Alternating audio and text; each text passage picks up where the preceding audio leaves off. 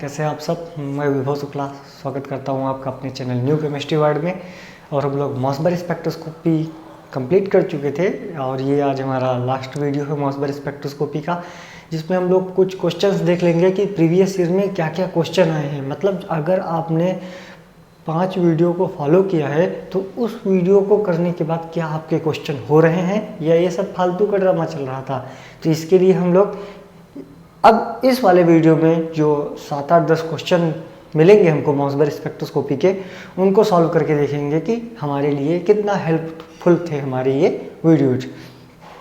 बात आती है, एक बार कोई रिवीजन कर लेते हैं कि मॉसबेरी स्पेक्ट्रोस्कोपी में सर पढ़ तो लिया है, लेकिन पेपर के लिए हमारे माइंड में चीज़ें क्या क्या होनी चाहिए।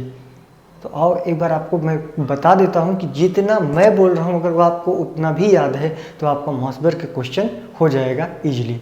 देखो, मॉसबेरी स्पेक्ट्रोस्कोपी में गामा रेडिएशन यूज होता था, इसको गामा स्पेक्ट्रोस्कोपी भी बोलते थे। मॉसबेरी स्पेक्ट्रोस्कोपी में सोर्स होता था, सैंपल होता था। सोर्स कुछ ना कुछ रिएक्शन करके सैंपल की तरफ आता था और वो कुछ ना कुछ जो रिएक्शन होती थी वो 3 टाइप की रिएक्शन होती थी: electron capture, beta decay, isomeric transition. इन 3 टाइप के रिएक्शन करके हमारा सोर्स से सैंपल की तरफ जाते थे। फिर बात आई कि मॉसबेरी स्पेक्ट्रोस्कोपी में हम लोग न्यूक्लियस के स्पिन को देखते हैं कि भाई ग्राउंड स्टेट में आई वैल्यू कितना है न्यूक्लियस की, ग्राउंड स्टेट के बाद एक्साइटेड स्टेट में आई वैल्यू कितना है। और इन सब केस को करते हुए हमें 2 यानी Fe और टिन, आयरन और टिन के लिए I value for ground state 1/2, I value for excited state 3/2 याद करना था। इतना कर लिए। इतना करने के बाद हमें याद करना था कि मॉसबेरी स्पेक्ट्रोस्कोपी का 80 से 85% जो काम हुआ है वो आयरन और टिन पे हुआ था। इसीलिए पूरी मॉसबेरी स्पेक्ट्रो में जो अब तक क्वेश्चन भी आए हैं ज़्यादातर Fe और Sn पे ही हमारे क्वेश्चन आए हुए हैं। फिर हम लोगों ने कहा कि बेसिक प्रिंसिपल इसका क्या था। बेसिक प्रिंसिपल में हम लोगों ने कहा कि भाई 57 जो CO था वो 14.4 kilo electron volt energy emit करके रिलीज करके एक्साइटेड स्टेट से ग्राउंड स्टेट में आना चाह रहा था।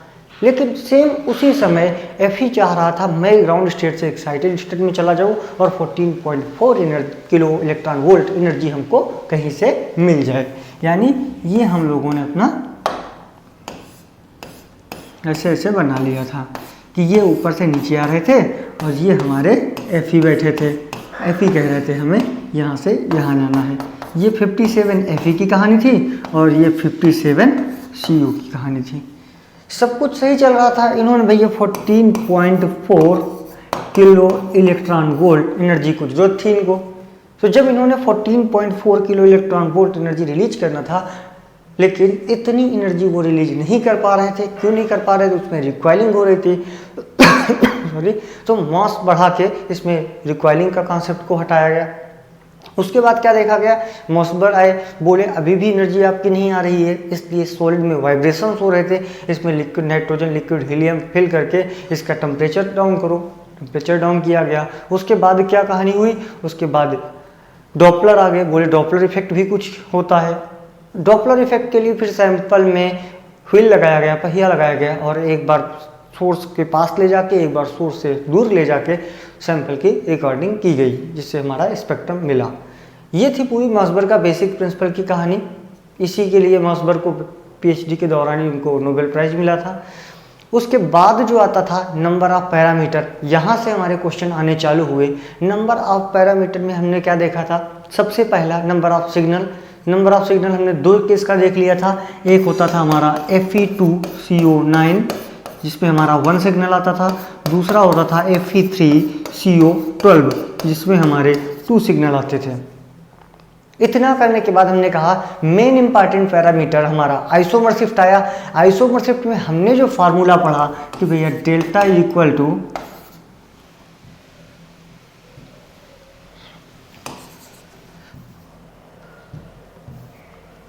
डेल्टा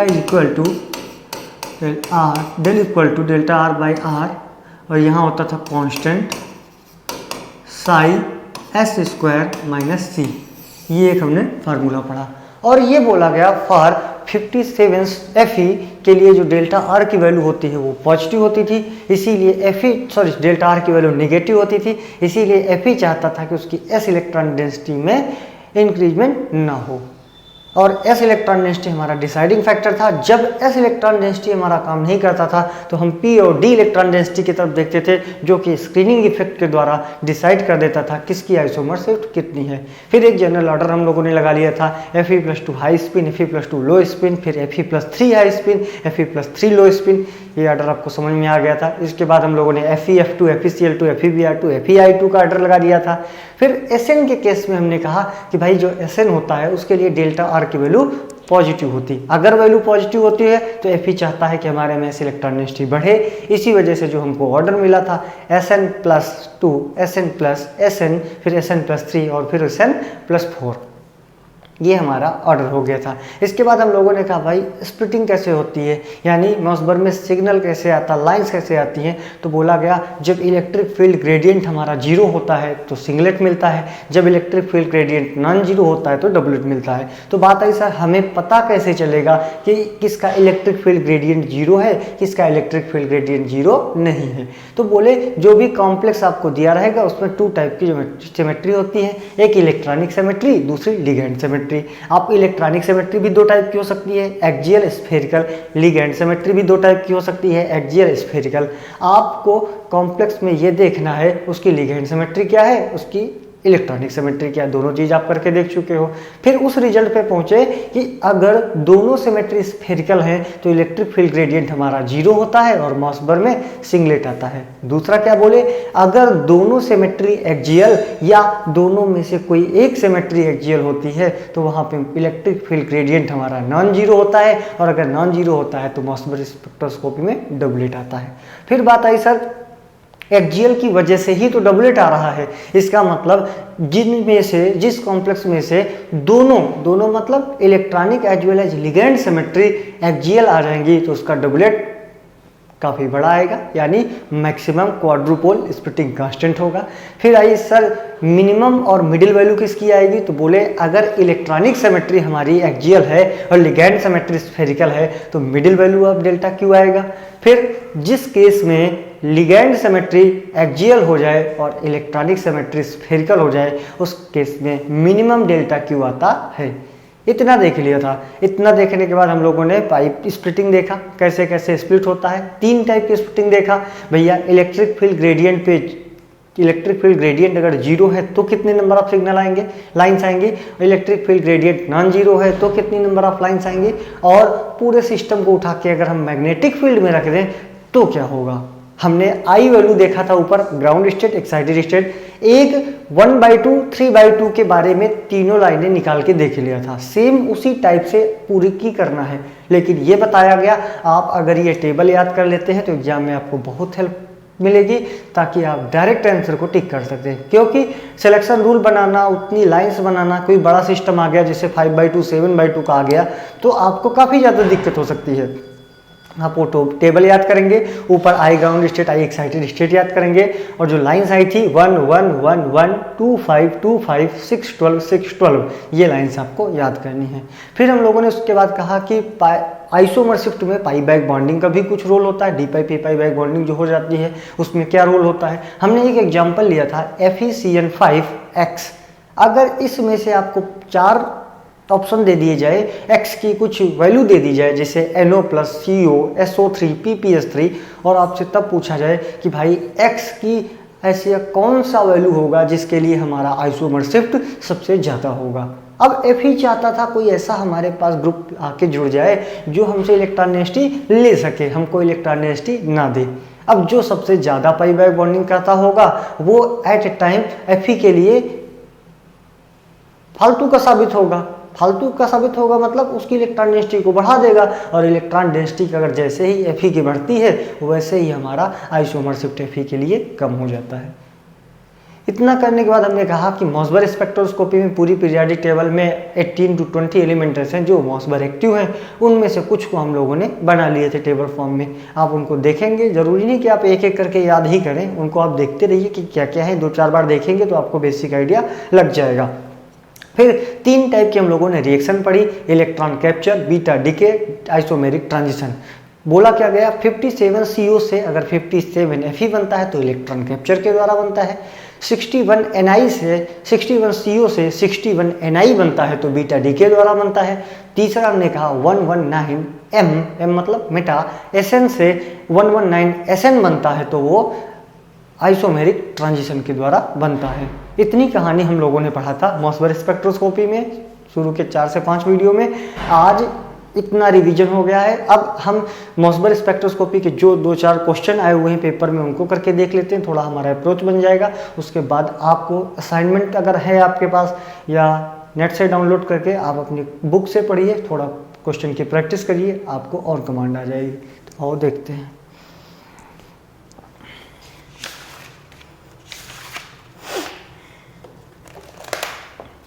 फर्स्ट क्वेश्चन तो ये जून 12 में आया हुआ है, देखिए जरा।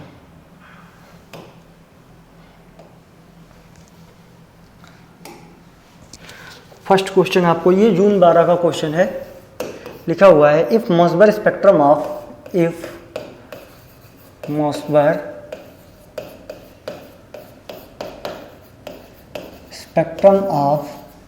FeCO5 is recorded in the presence of magnetic field, is recorded in presence of magnetic field,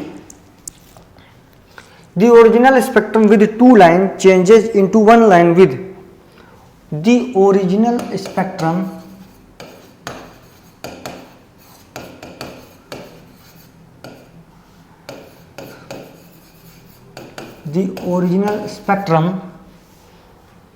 with two lines changes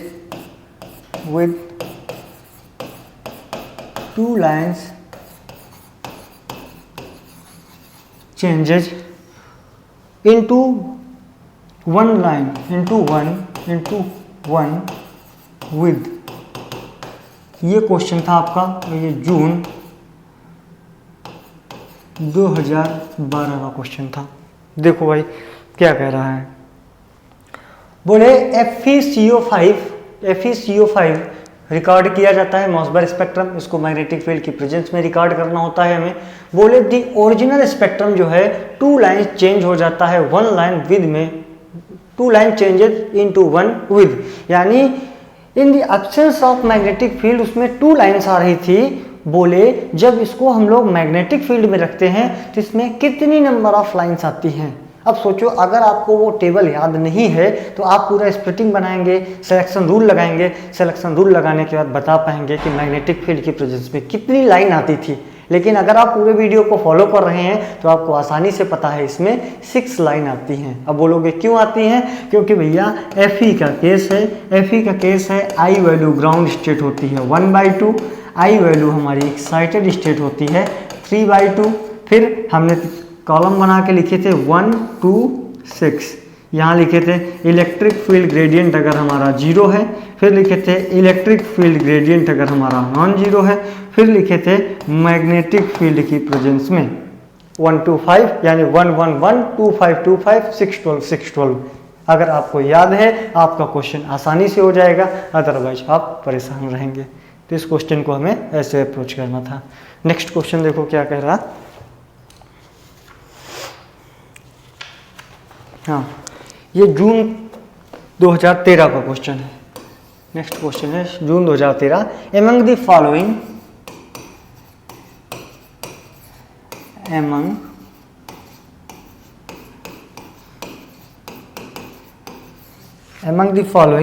those can act as Mossberg active nuclei, those can act as Mossberg active nuclei. हमारे पास 4 option दिए थे, 4 option में हमारे पास है 129I, दूसरा है 57 CO, third है 57 Fe and ये 121 Sp। ये हमारा क्वेश्चन था जून 2013 का। अच्छा, इस क्वेश्चन को देखने में पता चल रहा है आपके दिमाग में कंफ्यूजन जो आता है कि ये भी था, ये भी था, ये भी था, ये भी था, लेकिन थोड़ा सा ध्यान देना ये है कि भैया वो पूछ रहा है मॉसबर एक्टिव न्यूक्लियाई कौन सा था। जो 57 CO था ना, ये हमारा Fe के लिए सोर्स का काम करता था, ये न्यूक्लियाई नहीं था। ये 57 CO सोर्स था हमारा 57 Fe का। इस वजह से इसका जो आंसर था हमारा 57 CO था। क्यों? क्योंकि यह एक सोर्स था, ये एक एक्टिव न्यूक्लियाई नहीं था। नेक्स्ट क्वेश्चन देखो। नेक्स्ट क्वेश्चन एक ये आया हुआ है, बोल रहे हैं the correct order of isomeric shift in Mossbauer spectra of the following complex. यानी 3-4 कॉम्प्लेक्स टाइप के दिए हुए हैं, बोले इसका आइसोमेरिक शिफ्ट का ऑर्डर बता दीजिए। मैं पूरा क्वेश्चन नहीं कर रहा और इसमें आपको बता देता हूँ लिखा क्या है। लिखा है Fe सेकेंड, Fe थर्ड और Fe फोर्थ, ये क्वेश्चन लिखा हुआ है। और ये क्वेश्चन आया हुआ है हमारा 2014 में, दिसंबर 2014 में। अब इस क्वेश्चन को देख के आपको सीधा सीधा पता चल रहा है कि भैया Fe+2 का सबसे ज़्यादा आइसोमर शिफ्ट होता है, फिर Fe+3 का आइसोमर शिफ्ट सबसे ज़्यादा होता है, फिर Fe+4 का आइसोमर शिफ्ट सबसे ज़्यादा होता है। अब बात आई कि सर ऐसा होता है तो क्यों होता है? क्योंकि Fe चाहता है उसके d इलेक्ट्रॉन डेंसिटी जितना ज़्यादा से ज़्यादा हो सके हो। क्यों? क्योंकि s इलेक्ट्रॉन डेंसिटी यहाँ पे डिसाइडिंग फैक्टर नहीं था। तीनों केस में s ऑर्बिटल में इलेक्ट्रॉन डेंसिटी 0 0 0 है। इस वजह से हम लोग d इलेक्ट्रॉन डेंसिटी को देखते हैं। जब d इलेक्ट्रॉन डेंसिटी की बात आई तो यहाँ पे D6 है, यहाँ पे D5 है, यहाँ पे हमारा D4 है। इस वजह से हमारा जो ऑर्डर हुआ Fe+2 का सबसे ज़्यादा, देन Fe+3 का, देन हमारा Fe+4 का। ठीक है, नेक्स्ट देखिए क्या क्वेश्चन आया है। नेक्स्ट एक क्वेश्चन 2016 में आया है, मैं आपको पढ़ के सुना देता हूँ और आप बता देंगे डायरेक्ट ही उसका आंसर क्या था। सुनना, 2016 का क्वेश्चन है, to record Mossbauer spectrum of Fe, to record Mossbauer spectrum of Fe containing sample of source X is used. कह रहे हैं मॉसबर स्पेक्ट्रम Fe का रिकॉर्ड करने के लिए सोर्स जो है वो X को यूज होता है। X after a nuclear transformation gives Y gamma radiation used in Mossberg gives gamma radiation used in Mossberg spectrum। अरे कुछ नहीं बोल रहे हैं, उन्होंने कहा Fe जो है एक न्यूक्लियाई है, मॉसबर एक्टिव न्यूक्लियाई है, उसके लिए हम लोगों ने X कोई सोर्स यूज किया और X सोर्स यूज किया, उसके बाद हम लोग उसमें गामा रेडिएशन देके उसका मॉसबर स्पेक्ट्रम निकालते हैं। बोले X की वैल्यू क्या है? अरे आप पहले से पढ़ चुके हो, X जो है वो 57 CO है, क्योंकि 57 Fe के लिए 57 CO ही हमारा सोर्स होता है और वो इलेक्ट्रॉन कैप्चर की मेथड के द्वारा एक्टिव न्यूक्लियाई 57 Fe देता है, जो हमारा मॉसबर एक्टिव होता है। उसके बाद एक नेक्स्ट क्वेश्चन ये आया,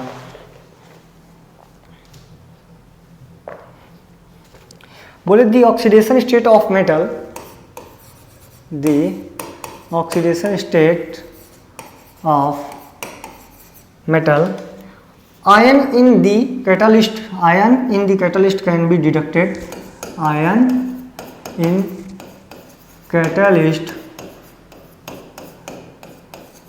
कैन बी डिडक्टेड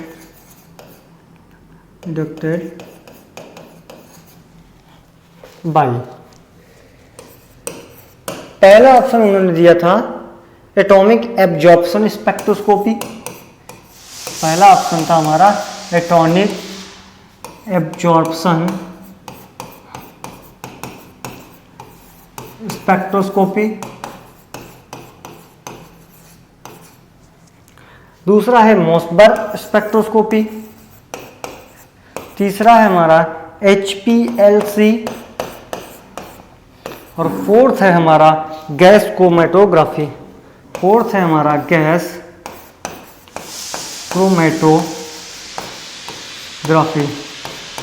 यानी आपको बताना है कि the oxidation state of metal ion catalyst, मतलब ऑक्सीडेशन स्टेट का किस में मेन काम होता है, ऑक्सीडेशन स्टेट पे डिपेंड किस स्पेक्ट्रोस्कोपी में रहते हैं हम लोग। तो सीधी सी बात है भैया, एटॉमिक एब्जॉर्प्शन स्पेक्ट्रोस्कोपी तो हमारे सिलेबस में ही नहीं है। HPLC तुमने नाम ही नहीं सुना यहाँ पे। गैस क्रोमेटोग्राफी एनालिटिकल वाले करते हैं, हम स्पेक्ट्रोस्कोपी में कर रहे थे मॉसबर स्पेक्ट्रोस्कोपी। और मॉसबर स्पेक्ट्रोस्कोपी में हमने देखा भी था कि Fe+2 है या Fe+3 है या Sn+ है, Sn+2 है। यानी अगर आपको ऑक्सीडेशन स्टेट नहीं पता है तो आप वहाँ पे काम नहीं कर सकते। यानी ऑक्सीडेशन स्टेट का बहुत बड़ा रोल था। इस वजह से इस क्वेश्चन का जो आंसर था वो हमारा है मॉसबर स्पेक्ट्रोस्कोपी। और ये क्वेश्चन आया हुआ है गेट 2008 में। ये क्वेश्चन आया हुआ है गेट 2008 में। नेक्स्ट और लास्ट क्वेश्चन एक देख लो।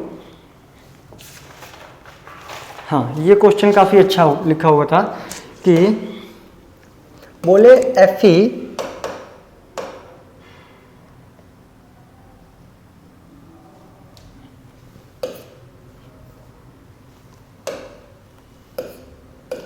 बोले FeCl2.4H2O, एक तो ये लिखा हुआ है, दूसरा लिखा हुआ है K2FeCN5NO, दूसरा ये लिखा हुआ है, तीसरा लिखा हुआ है FeCl3.6H2O। बोले इसमें मॉसबर क्वाड्रुपोल स्प्लिटिंग कांस्टेंट सबसे ज्यादा किसका होगा, यानी सबसे ज्यादा डेल्टा क्यू वैल्यू किसका होगा। अब आपके सामने ये तीन कॉम्प्लेक्स लिखे हुए हैं, इन तीनों कॉम्प्लेक्स में आपको बताना है डेल्टा क्यू वैल्यू, यानी दो सिग्नल के बीच की दूरी जो है, डबलेट जो है, वो सबसे बड़ा डबलेट किसका आएगा, किसका सबसे छोटा डबलेट आएगा और किसका उससे भी छोटा आएगा। अब आपको ये क्वेश्चन करने से पहले तो वही बातें याद करनी है। इन कॉम्प्लेक्स में से हमें ये अगर पता चल जाए कि इसकी इलेक्ट्रॉनिक सिमेट्री क्या है, इसकी लिगेंड सिमेट्री क्या है। अब इलेक्ट्रॉनिक सिमेट्री एक्सियल हो सकती है, स्फेरिकल हो सकती है, उसी तरह लिगेंड सिमेट्री भी एक्सियल और स्फेरिकल हो सकती है। उसके बाद इन तीन केस में, जिस केस में इलेक्ट्रॉनिक सिमेट्री और लिगेंड सिमेट्री बोथ सिमेट्री और एक्सियल अगर आ जाती हैं, तो हमारा सबसे बड़ा क्वाड्रुपोल स्प्लिटिंग कांस्टेंट यानी सबसे बड़ी क्वाड्रुपोल स्प्लिटिंग डेल्टा क्यू मिल जाता है। आओ इन तीनों केस में सबसे पहले हम इलेक्ट्रॉनिक सिमेट्री निकालें और एक्सियल, उसके बाद हम लोग लिगेंड सिमेट्री निकालें। तो देखो सबसे पहले लिगेंड कर लेते हैं। क्यों कर लेते हैं? क्योंकि आसानी रहती है। लिगेंड सिमेट्री करने में पता चला क्या ये परफेक्ट है, क्या ये परफेक्ट है। भैया ये टेट्राहेड्रल तो है लेकिन वो डिस्टॉर्टेड टेट्राहेड्रल या ऑक्टाहेड्रल है तो वो डिस्टॉर्टेड है, यानी ये परफेक्ट हमारा शेप है ही नहीं, ये डिस्टॉर्टेड है। अगर ये डिस्टॉर्टेड है इसका मतलब इसमें क्या होगा, एक्सियल होगा। दूसरा, ये हमारा ऑक्टाहेड्रल तो है ही नहीं क्योंकि यहाँ पे NO आ गया है, Cn हमारे 5 है, इसका मतलब ये भी हमारा एक्सियल है। बात आती है FeCl3.6H2O, बोले ये तो स्फेरिकल आता है, बोले ये स्फेरिकल आता है। अब यहाँ पे Fe जो है वो +3 में होता है, Fe+3 में होता है और हमारा हाई स्पिन में होता है। तो जो इसकी इलेक्ट्रॉनिक सिमेट्री निकल के आती है, इलेक्ट्रॉनिक सिमेट्री निकल के आती है, वो भी हमारा स्फेरिकल निकल के, वो भी हमारा स्फेरिकल निकल के आता है, वो भी हमारा स्फेरिकल निकल के आता है। यानी लिगेंड सिमेट्री सबका हो गया। अब सबकी इलेक्ट्रॉनिक सिमेट्री देख लो। इलेक्ट्रॉनिक सिमेट्री देखने में क्या पता चला कि यहाँ पर जो फर्स्ट वाला है Fe+2 हाई स्पिन है, यहाँ भी हमारा Fe+2 है और वो भी हाई स्पिन है। अगर Fe+2 हाई स्पिन आता है तो अगर हम बनाते हैं 1 2 3 4 5 6, इसका मतलब ये इक्वली डिस्ट्रीब्यूटेड नहीं है, और जब इक्वली डिस्ट्रीब्यूटेड नहीं है तो ये हमारा एक्सियल निकल के आ जाता है। जब इनकी बात करते हैं तो भैया यहाँ पे कितना निकल के आता है, यहाँ भी हमारा Fe+2 लो स्पिन निकल के आएगा। क्यों? क्योंकि Cn और NO स्ट्रॉन्ग लिगेंड है, तो Fe+2 लो स्पिन। Fe+2 लो स्पिन का मतलब क्या हुआ, इनका हम T2G बना के देखा तो ये हमारे 6 इलेक्ट्रॉन यहाँ पे आ गए। जब 6 इलेक्ट्रॉन यहाँ पे आ गए इसका मतलब ये इक्वली डिस्ट्रीब्यूटेड है, यानी कि ये हमारा हो गया क्या, स्फेरिकल। अब हमें बताना है डेल्टा क्यू किसका ज़्यादा होगा। तो देखो ये एक्सियल यानी दोनों एक्सियल आ गए तो सबसे ज़्यादा डेल्टा क्यू इसका होगा। इसके बाद एक्सियल स्फेरिकल आ गए तो दूसरे नंबर पे ये होगा। तीसरे नंबर वाला बेचारा कह रहा मैं तो सिंगलेट हूँ, यानी मेरे अंदर कोई भी डेल्टा क्यू नाम की कोई चीज है ही नहीं। तो ये थे हमारे कुछ क्वेश्चन। आप मैंने सारे क्वेश्चन तो नहीं करा सकते कि 12 से 15 क्वेश्चन आए हुए हैं, लेकिन जो मेन क्वेश्चन थे जहां से आपका अप्रोच बन रहा था, हर टाइप का एक एक क्वेश्चन मैंने आपको करा दिया है। आई होप आपको थोड़ा बहुत समझ में आया होगा। अगर सही चल रहा है, सही लग रहा है, नेक्स्ट वीडियो आप देखना चाहते हैं तो चैनल को सब्सक्राइब कर सकते हैं। Thank you ji, thank you for cooperation.